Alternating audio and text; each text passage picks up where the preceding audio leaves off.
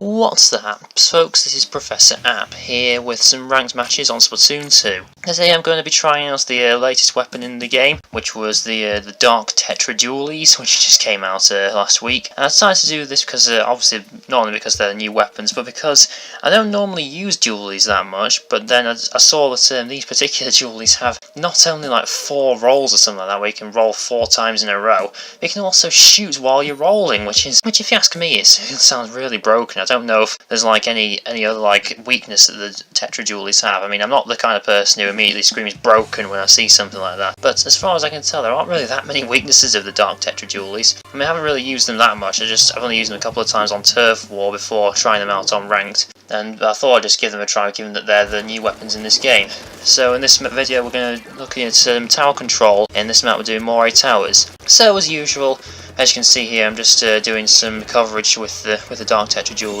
I toss out an auto bomb here just to try and like scare away the enemies, and just look at that slide. That's just got one of the snazziest slides you can ever see. They're not rolling at all. They're actually sliding along. Like, look at me, I'm too cool for rolling.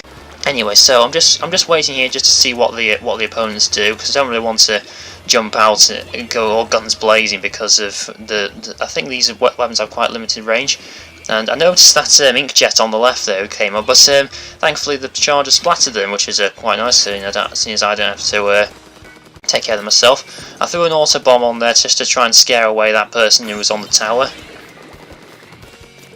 And then I saw the person with the stingray up there, so I decided to try and take them out, but they're actually further away than I thought. I noticed the person down here trying to splat me, and I get them with my splashdown, and as soon as I do that, I immediately get splattered by that dynamo roller, which is just what eye for an eye, I suppose. I take out the splattered shot, and the dynamo roller takes out me.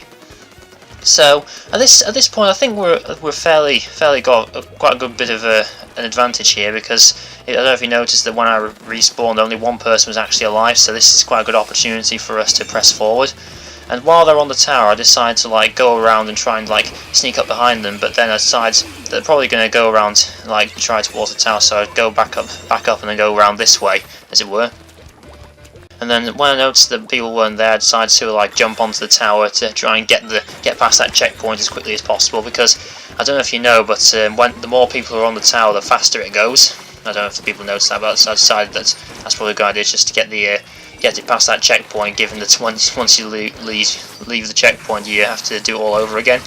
And I tried to splash down that roller there, and I have no idea how that didn't kill them, and they end up KOing me with their splashdown, given that I decided to swim straight into it, which is a bit foolish of me, but oh well, that's just something you have to learn. And then I saw this person with the inkjet up here, and I decided that the person on my team was having a bit of trouble with them, so I decided to just go and take them out myself, which is quite nice. Did you see that roll there? That's quite a cool roll. You just slide in and then get them when they're trying to shoot you. And then I don't know if you saw there that person on the ink rail who was trying to jump up to that charger, and the charger and I decided to take them out together, which is quite a nice bit of teamwork there. So at this point, I decided to just get the tower away from the middle as possible, just to try and put a bit more pressure on the opponent's team. You know, just try and make sure they can't get it back and they can't press forward, so that it's harder for them to actually score. And I spotted the Clash Blaster up there, so I threw an auto bomb up to try and get rid of them. But I didn't actually notice that they dropped down there, so I actually ended up getting splattered by them. I actually did not see them drop down at all, so I thought I wasn't really expecting them to appear right there, and so I got splattered instead.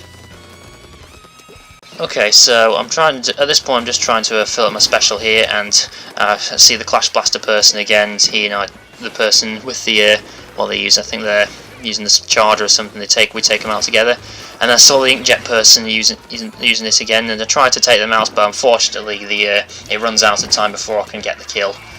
So at this point I'm just trying to defend the tower here, so that they can't get it past that point. Unfortunately, I get taken out by the Clash Blaster again. So like I said, what I was trying to do here is, once they reach that checkpoint, all I need to do is just stop them from getting past, and then they won't be able to score. So that's exactly what I was trying to do there, just to try and make sure they couldn't get past. Because I feel like all you need to do in this situation is just defend. There's no real reason for you to try and get more points, because if you can see, we have quite a fairly comfortable lead. So I think at this point it's just a good idea to just defend. which is quite good since we're now 4-on-2 at the moment. So what I'm doing here is I'm just trying to get a bit of coverage to try and fill up my splashdown. I just decided to try and wait, just try and hide in the ink for a bit to make sure they can't get past. Which is exactly what I do here. As you can see, I appear and then take out the splatter shot as they try to get onto the tower and try and get past the checkpoint. And so we've only got about 30 seconds left, and I take out the Clash Blaster again. And so what I'm doing here is I decide to just wait here for them to like try and come down, and when they go to the tower I try and like, you know, pop out and then stop them from getting back on the tower. And it seems that that person nowhere there seems to have the same idea as me. So what I'll do here is just try and take them out here, and then that person there actually took me a bit by surprise, which is why I sort of panicked and used my splashdown. But that doesn't really matter because now we're going to win the game. And if you don't notice that this person at the bottom there is getting pushed along by the tower, it's like, no, stop, the game's over, stop, you can stop now, which I thought was quite funny. But anyway, that's going to be the first game in this video. Considering that I hadn't used the Dark Tetra Dualies that much, I thought I did quite well in that one. I mean, I only got 7 kills, but for my first try on ranked battles, I thought that was a fairly decent showing overall. And so now we're going to show one more video in this, one more battle in this video, and I will be right back. Okay, so for this second final battle in this video, we're back on Moray Towers. And this is actually quite a difficult match for me, because I don't know if you noticed that if you look at my team there, I've got a Charger and the Hydra Splatling on my team, which means that I'm probably going to have to be doing quite a lot of work on the tower and trying to actually defend it up close, given the poor ability of those two weapons at close range. Which is going to be which I thought was quite a bit difficult for me, given I've not used this weapon that much, so I don't really know the ins and outs of what exactly it can do. But as usual, I'm just trying to like get a bit of coverage down here to try and not only help my team out, but to try and fill up my special so I can use my splashdown. And then I spot this Tri-Slosher person here, and I managed to take them out like so. Fairly straightforward. So what I'm trying to do is I'm trying to I saw that Charger go up there, and I tried to like try and scare them away from the tower so they wouldn't be able to, you know, stop the tower from going forward as it were. But unfortunately, I don't know if they actually saw me coming or not, but they actually move away and then they try to shoot me, and then when I escape, I actually get splattered from afar. I'm not sure if that was intentional. They actually saw me going up and actually planned that, but it was a bit unfortunate. I didn't know they were actually that far away. So what I'm trying to do here is, if you saw there, I was being targeted by those Tenta missiles, and I used my old strategy of waiting in one place to stop the missiles from splatting all over more than one place on the map, so that we have better coverage, as it were. So at this point, I'm just trying to stop these people from getting further in, but I actually get taken by surprise by this Tri-Slosher, who goes all the way around to try and just to get me, and unfortunately, they go back round and take out. I think they basically take out my entire team or something like that. So this is quite a difficult matchup at this point, and you can see how difficult it's going to be, given how much of the enemy have got covered with their turf. And I'm just trying to wait here to try and assess the situation to see what they're doing. And I turned on that ink rail just to try and trick them into thinking I was maybe going up and then try and go somewhere else. And then I saw this person trying to swim up here, and I'm like, no, you're not getting away from me, mate.